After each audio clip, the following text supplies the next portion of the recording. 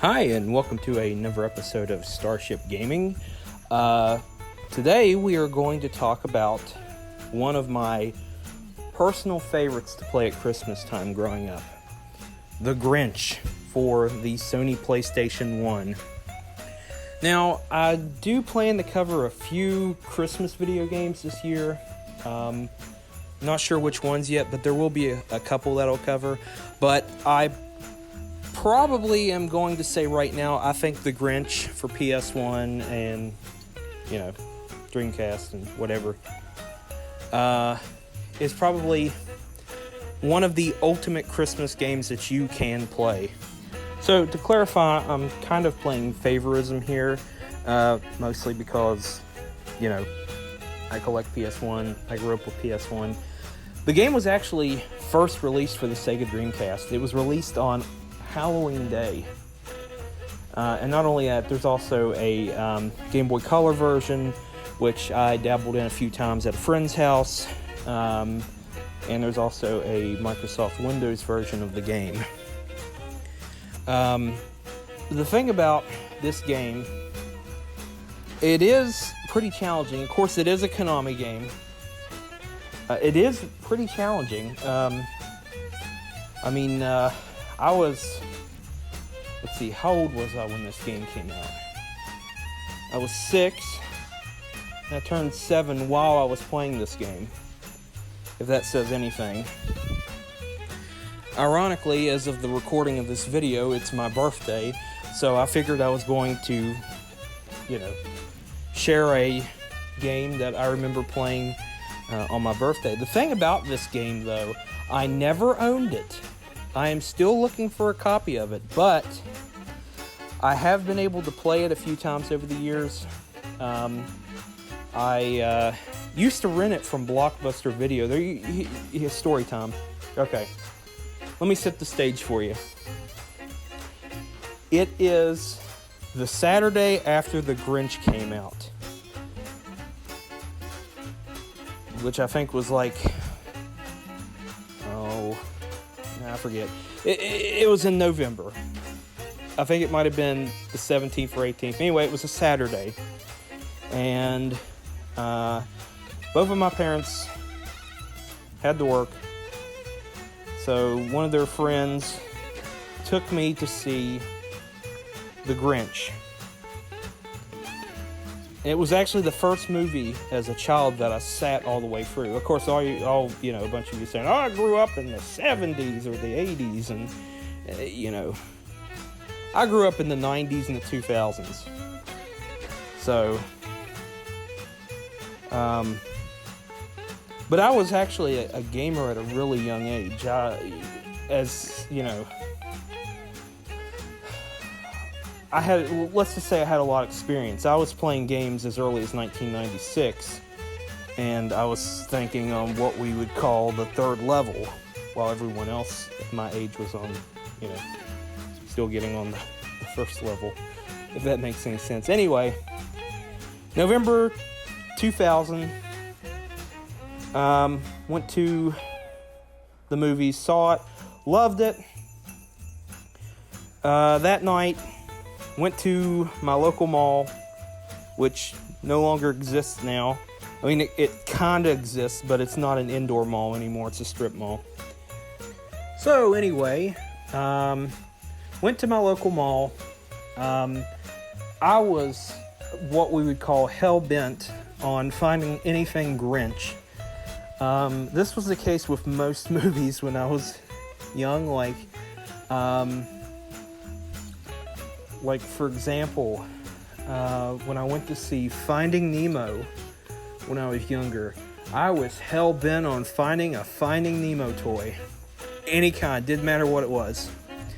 So, I went around my mall. As soon as you enter the mall, there's an arcade. Of course, that, wasted some time. Went to the arcade for about an hour. My local arcade was called Power Play. It was one of only a few local arcades. It eventually closed down in 2005. I'll probably do a video on it, hopefully. I don't know about this whole COPPA, whatever thing, so hopefully we can get to that point. I'll probably do a video on my old arcade that I used to play at. But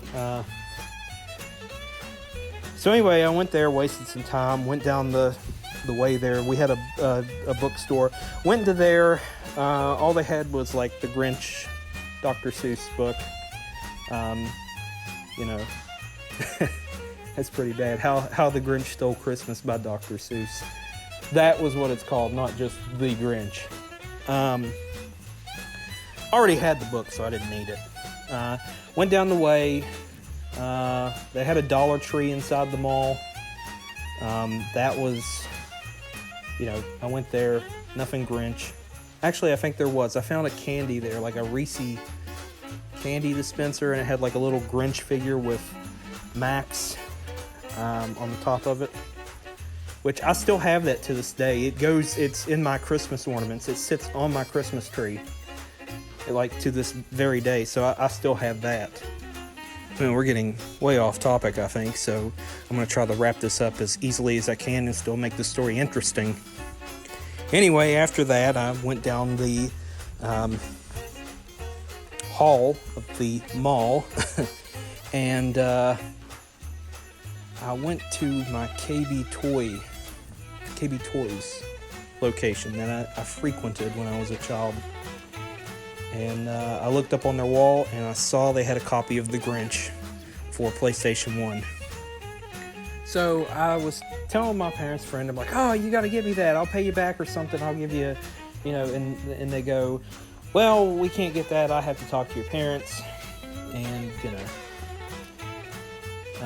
after that, we went to my other place I frequented as a child. I believe it was called Cornyland.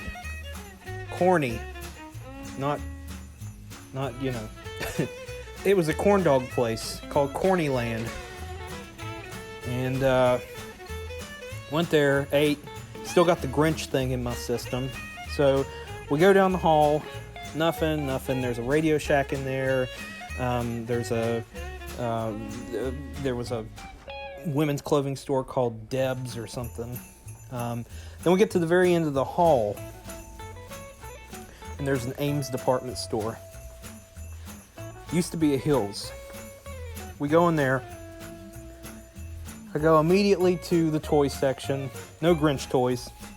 Nada. Zero. Go all the way back to electronics, which is on the, all the way on the other side of the building. There it is. Nothing but Grinch video games. They had it for Dreamcast and PlayStation 1. And I went into overdrive. I'm like, I gotta have that. So my parents' friend was like, you know what? Let's check Blockbuster. And I'm sitting here thinking, Blockbuster? Rental? They must have it. So we leave the mall shortly after that. And across the way, there is a Kroger store. And inside, they have a Blockbuster video. It was the most beautiful thing you ever saw. So immaculate. This little hole in the wall, pretty much, that was its own business within a business. And I remember as soon as you got to these, it had its own glass door. As soon as you got there, this little hole in the wall, you go through the glass doors, there's two of them, and, ding dong, the thing that as soon as you enter. And here is all of these videos, VHS tapes, DVDs. Then you get to a section that's Dreamcast, PlayStation, Nintendo 64. And there was like 20 copies of The Grinch just sitting there waiting. Not for sale, but for rent. So I ended up renting that one. And then I rented Rugrats in Paris. Both came out at around the same time. So I got to rent both of those. So that night, I took The Grinch home along with Rugrats in Paris. Rented it, played it. It is absolutely the ultimate Christmas game. I'm going to tell you that right now. it is not Christmas until you've played The Grinch. Sorry for the long build-up there, but I wanted you to get a feel of all the excitement and enthusiasm that I had when I played this game. So, yeah. So, I say that it's the ultimate Christmas game, and that's a true fact. I mean, there's probably other ones out there, and I will cover other ones. There's actually one for Super Nintendo, and there's a couple PC ones I'll cover. I know I'm going to talk about Elf Bowling, hopefully. Like I said, if this whole Kappa, whatever thing, I'm tired of talking about it. It feels like it's going to derail all of my plans of stuff I want to discuss. Of course, if you're watching this in the future, the YouTube apocalypse didn't happen, then, bully for everyone. Anyway, I've held it off long enough. So let's talk about the actual gameplay. In The Grinch, you play the titular Grinch, and you basically go around Whoville causing havoc, solving puzzles and whatnot. And it's actually a pretty long game. I mean, it's not your typical... PlayStation 1 games, yeah, there's a lot of them that are moderately long. Of course, we can't just call it a PlayStation 1 game. It technically is, but it also came out for Dreamcast. So you may be nostalgia for a Dreamcast version, while I'm nostalgic for the PlayStation 1 version. Now, it doesn't really follow the movie at all. Like, you can get a sense that it basically tries to, but Konami just went off and did their own thing. And you can tell that there's some inspiration from, like, some of other Konami's games, which I won't name, but you probably guessed what I'm talking about. There's, like... Konami, they did a really good job with this game. Well, not so much Konami, but Universal Interactive, or whatever it's called. Whatever it was called. They don't exist anymore. They are under another name. You get the gist of it. They don't exist anymore. I don't even think they're under another name. I think they're gone. But anywho, Konami did have a lot of input in this game, as do most publishers do. But Konami... Well, here's the interesting thing. The game was later re-released for the DS some years later, around 2007, I believe. And I have played the DS version. It's somewhat similar. It just doesn't feel the same, if that makes sense. This is one of those games that I love to talk about.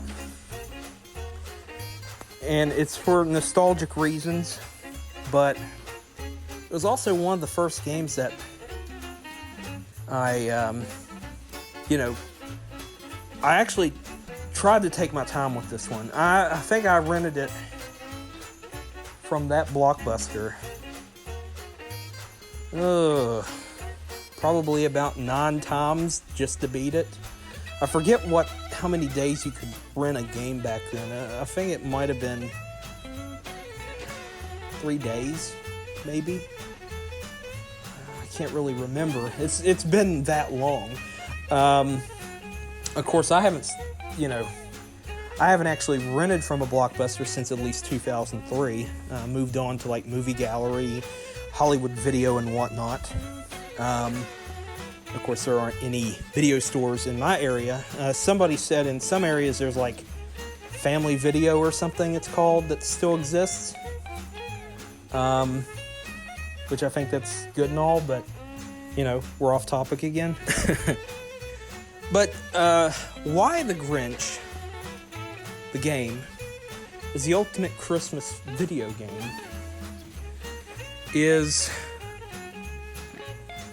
because all of the elements of a holiday game are there. You have the scenery, you have the vibes, you have the Grinch, most importantly. And it's just, it all comes together as one mishmash of a great game. Of course, it's based on, or at least they attempted to base it on, a movie. It loosely follows some of the stuff in the movie. I mean, you get like all the gross out stuff and all that, and it makes it a really great game. And the thing is, it's not really that talked about. Nobody really has nostalgia for this game unless they actually played it growing up, which is really sad. I mean, it's actually a really great game, and a lot of people don't give it enough credit that it deserves.